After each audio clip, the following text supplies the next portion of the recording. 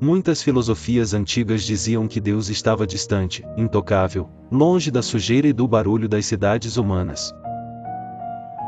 Mas a nossa fé começa com um escândalo de amor, a encarnação. Deus não ficou no céu. Jesus desceu. Ele não nasceu num palácio de nuvens, mas numa manjedoura, num recenseamento público ordenado por César. Ao fazer isso, Jesus santificou não apenas a alma, mas a terra onde pisamos, as ruas onde andamos e a sociedade onde vivemos. A fé cristã nunca pode ser uma fuga do mundo, porque o próprio Jesus escolheu habitar o mundo. Pense nos 30 anos de vida oculta de Jesus em Nazaré. Antes de pregar, ele trabalhou. Ele pagou impostos, ele conviveu com vizinhos, ele participou da vida comunitária da sinagoga. As mãos de Jesus, que moldaram as estrelas, seguraram ferramentas de carpinteiro, dignificando o trabalho manual e a vida cotidiana. Ele nos mostrou que a santidade não acontece apenas no templo, mas na oficina, no mercado e na praça pública. Viver a fé na vida pública é imitar esse Jesus trabalhador e cidadão. Quando Jesus iniciou seu ministério, ele não se isolou em cavernas. Ele foi para as cidades. Ele curou leprosos que a sociedade excluía, ele comeu com cobradores de impostos que a política corrompia. Jesus entrou na estrutura social do seu tempo não para tomar o poder, mas para injetar o amor. Ele tocou o intocável. A presença de Jesus incomodava porque ele trazia a verdade de Deus para as conversas dos homens. Ele disse: "Vós sois a luz do mundo." Uma lâmpada não é acesa para ser escondida debaixo da cama.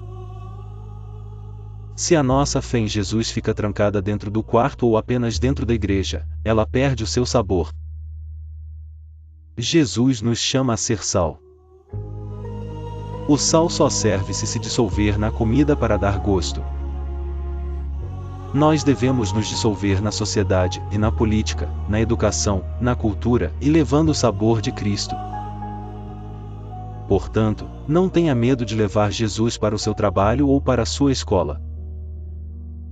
Onde você pisa, se você vai em nome de Jesus, aquele chão se torna terra santa. A vida pública é o vasto campo onde a semente do Evangelho deve ser plantada.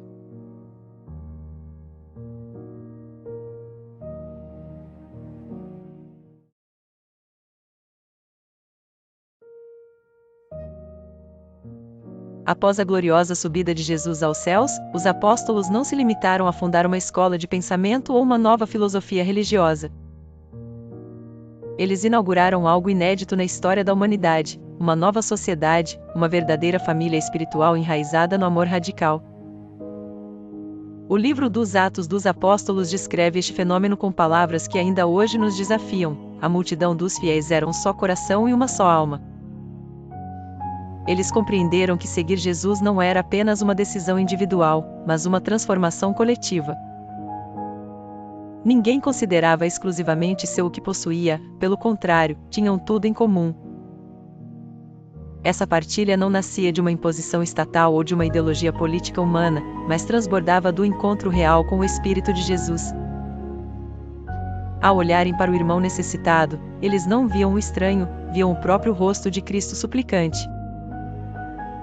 Aqueles que possuíam terras ou casas as vendiam, traziam valor e o depositavam aos pés dos apóstolos, para que fosse distribuído a cada um conforme a sua necessidade. Assim, a Igreja nascente inventou a assistência social séculos antes de qualquer governo sonhar com isso, criando uma rede de proteção onde ninguém era deixado para trás. No Império Romano cruel, onde a fraqueza era desprezada, os cristãos chocavam o mundo ao recolherem bebês abandonados nas lixeiras, ao cuidarem dos doentes durante as pragas e ao sustentarem viúvas e órfãos. Tertuliano, um dos grandes pais da Igreja, registrou o espanto da sociedade pagã ao observar essa comunidade diferente. Os pagãos apontavam e diziam: "Vede como eles se amam e como estão prontos a morrer uns pelos outros." A grande marca dos seguidores de Jesus na vida pública nunca foi a busca pelo poder ou prestígio, mas sim uma caridade tão viva e concreta que se tornou irresistível, convertendo o mundo não pela espada, mas pelo amor.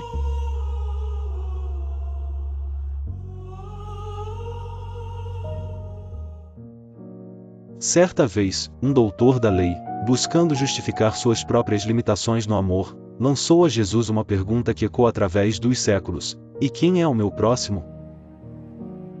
No fundo, ele queria que Jesus desenhasse um limite, um círculo de segurança: quem está dentro eu devo amar, quem está fora eu posso legitimamente ignorar. Mas Jesus, com sua sabedoria divina, destrói todas as nossas fronteiras egoístas com a parábola do bom samaritano. Ele nos transporta para a estrada perigosa que descia de Jerusalém a Jericó, um caminho árido onde um homem é assaltado, espancado e deixado meio morto sob o sol escaldante.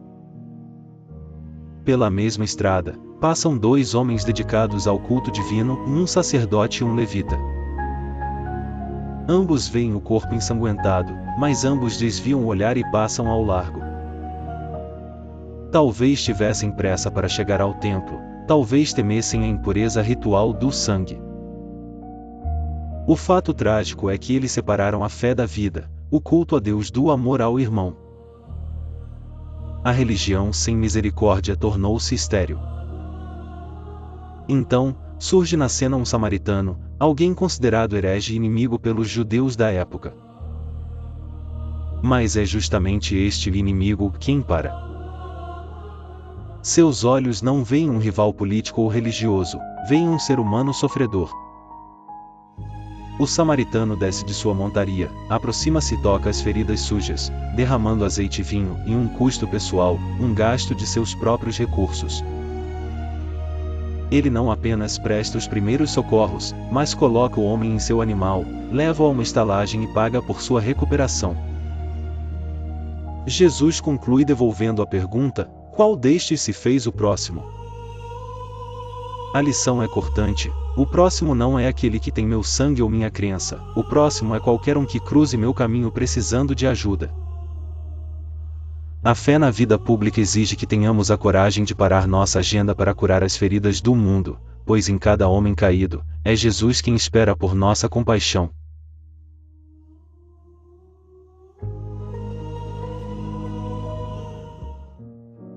Viajamos agora no tempo até a Inglaterra do século XVI para encontrar a figura monumental de São Thomas More. Diferente de muitos santos que foram monges ou bispos, Thomas era um leigo, um advogado brilhante, pai de família e ocupava o cargo de chanceler do reino, a posição política mais alta abaixo do próprio rei Henrique VIII. Thomas vivia no centro do poder, cercado de luxo e intrigas, mas sua alma permanecia ancorada na rocha que é Jesus. Ele sabia que o poder político é uma ferramenta perigosa e sedutora se não estiver totalmente submissa à verdade divina. O grande teste de sua vida chegou quando o rei, movido por paixões pessoais e desejo de controle absoluto, decidiu romper com a Igreja Católica e autoproclamar-se chefe da Igreja na Inglaterra. Henrique VIII exigiu que todos os nobres e clérigos jurassem fidelidade a essa nova ordem. Muitos cederam por medo ou conveniência. Bispos e amigos próximos de Thomas assinaram o juramento. Mas Thomas More recusou-se. Ele não liderou uma revolta armada, nem proferiu discursos de ódio, sua resistência foi o silêncio eloquente de uma consciência que não se vende. Por sua fidelidade a Jesus e à unidade da Igreja, Thomas perdeu tudo, sua vasta riqueza, seu prestigiado cargo, sua casa e, finalmente, sua liberdade, sendo encarcerado na fria Torre de Londres. Ali, na solidão, ele preparou sua alma para o encontro final. Ao subir ao cadafalso para ser decapitado, manteve sua serenidade e até seu bom humor. Suas últimas palavras ecoam como um trovão para todos os homens públicos de hoje: morro como bom servidor do rei, mas de Deus primeiro. São Thomas More nos ensina que a verdadeira lealdade à pátria começa com a lealdade a Deus, e que nenhuma lei humana pode estar acima da lei do amor e da verdade de Jesus Cristo.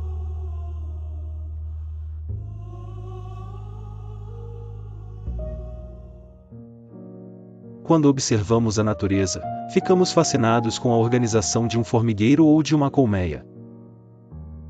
Vemos ali uma sociedade que parece perfeita, cada indivíduo trabalha incansavelmente, sem greves, sem egoísmo, tudo em prol do bem comum da colônia. A biologia chama isso de biosocialidade. No entanto, essa ordem é mantida pelo instinto cego, não pela escolha livre. Na natureza, a regra é implacável: o fraco, o doente ou improdutivo é deixado para trás ou eliminado para não prejudicar o grupo.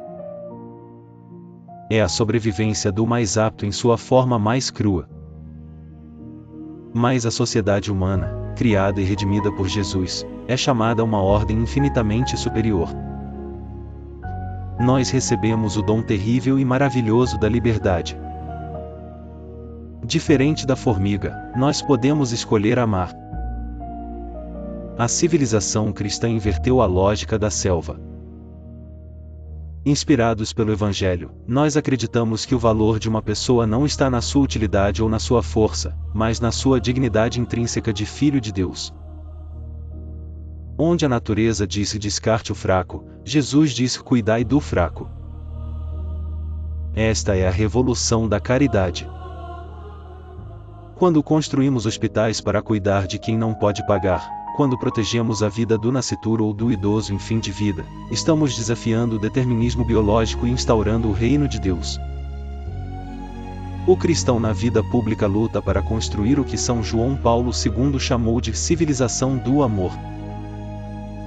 Nesta civilização, a lei suprema não é a eficiência fria da colmeia, mas o coração sagrado de Jesus, que ama cada ser humano de forma única, pessoal e irrepetível. Nossa missão é garantir que a sociedade humana nunca se torne um formigueiro sem alma, mas seja um lar para todos os filhos de Deus.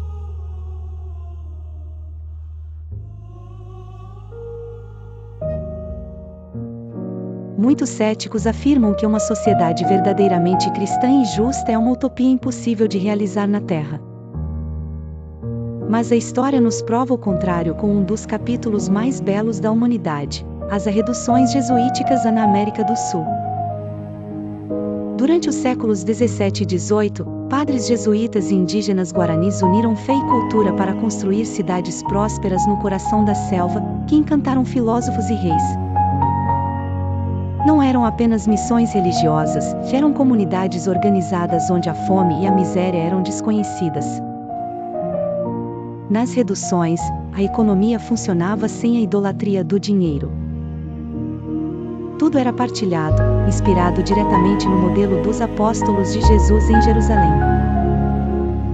Enquanto fora daqueles muros os impérios coloniais caçavam os indígenas para escravizá-los, dentro das reduções a fé em Jesus protegia a liberdade, a dignidade e o talento humano. A arte barroca florescia de forma esplêndida, que indígenas fabricavam instrumentos musicais complexos e formavam orquestras que tocavam músicas celestiais no meio da floresta. Os sinos das igrejas não marcavam apenas a hora da missa, mas o ritmo harmonioso do trabalho e do descanso. Foi um santo experimento que demonstrou ao mundo que o Evangelho tem força concreta para organizar a política e a economia. Infelizmente, a ganância dos poderosos destruiu essa experiência, deixando apenas ruínas majestosas como as de São Miguel das Missões. Mas essas pedras ainda gritam em silêncio, testemunhando que a justiça social não é um sonho inalcançável. Elas nos lembram que, quando Jesus é colocado verdadeiramente como o rei da sociedade, a vida humana floresce em beleza, paz e abundância para todos.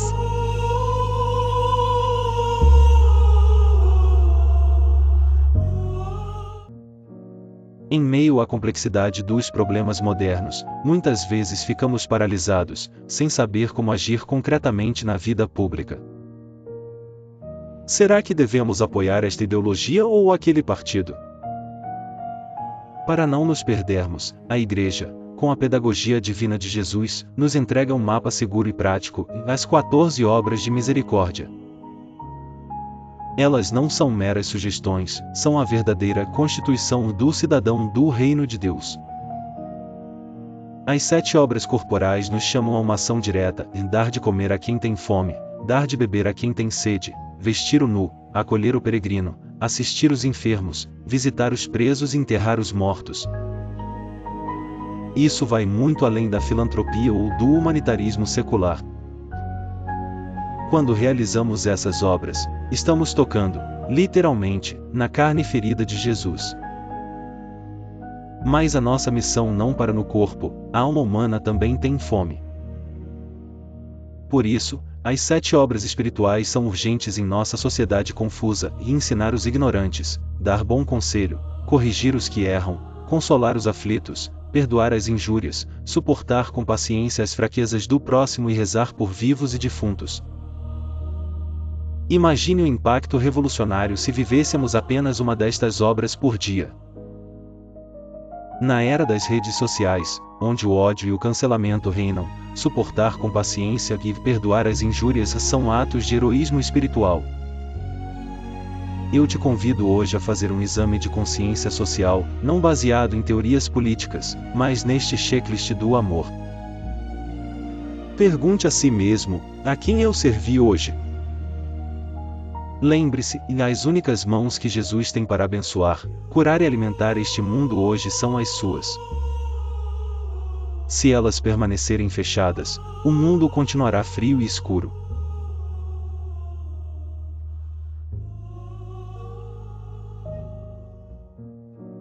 A história da Igreja é rica em imagens que valem por 1000 tratados de teologia, e uma das mais belas é a de São Martinho de Tours.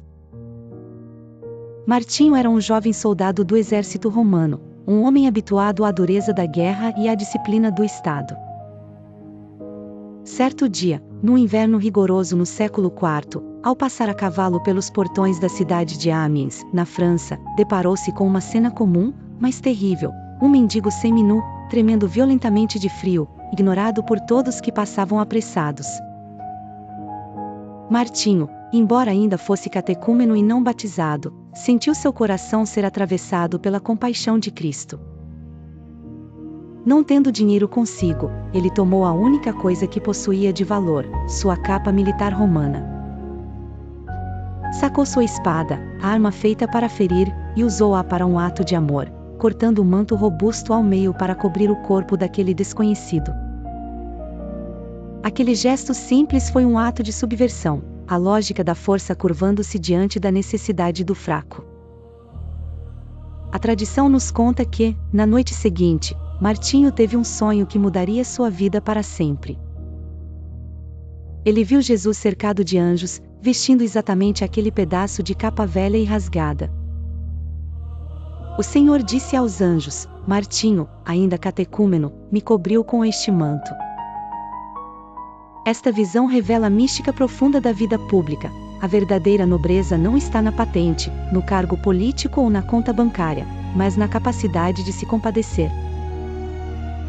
A beleza que salvará o mundo, como dizia Dostoiévski, é a beleza da caridade. Quando você age com misericórdia no seu trabalho, na sua rua ou na sua família, você está, na verdade, vestindo e aquecendo o próprio Jesus.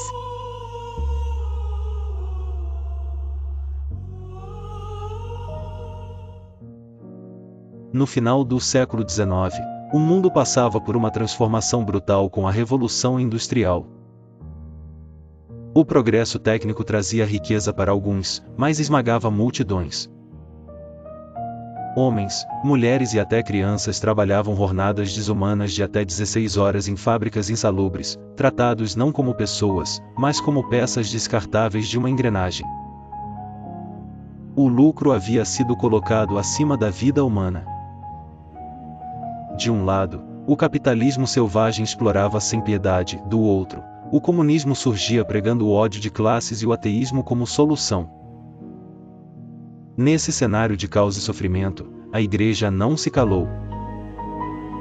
O Papa Leão XIII, guiado pelo Espírito Santo, levantou a voz profética em 1891 com a encíclica Rerum Novarum, das Coisas Novas. Foi um verdadeiro trovão em defesa da justiça. O Papa defendeu com coragem o direito ao salário justo, e que fosse suficiente para sustentar a família com dignidade, o direito ao descanso e o direito dos trabalhadores se associarem em sindicatos para protegerem seus interesses. Leão XIII ensinou que o capital não pode existir sem o trabalho, nem o trabalho sem o capital, e que a luta de classes é uma mentira que destrói a sociedade. Mas ele foi claro: Jesus está sempre, preferencialmente, ao lado do mais fraco e vulnerável. Com este documento, nasceu oficialmente a doutrina social da Igreja, lembrando aos patrões, governantes e líderes de mercado que a economia tem limites éticos. O cristão na vida pública deve ter a Bíblia numa mão e a doutrina social na outra, sabendo que gerar riqueza é bom, mas gerar justiça e solidariedade é divino.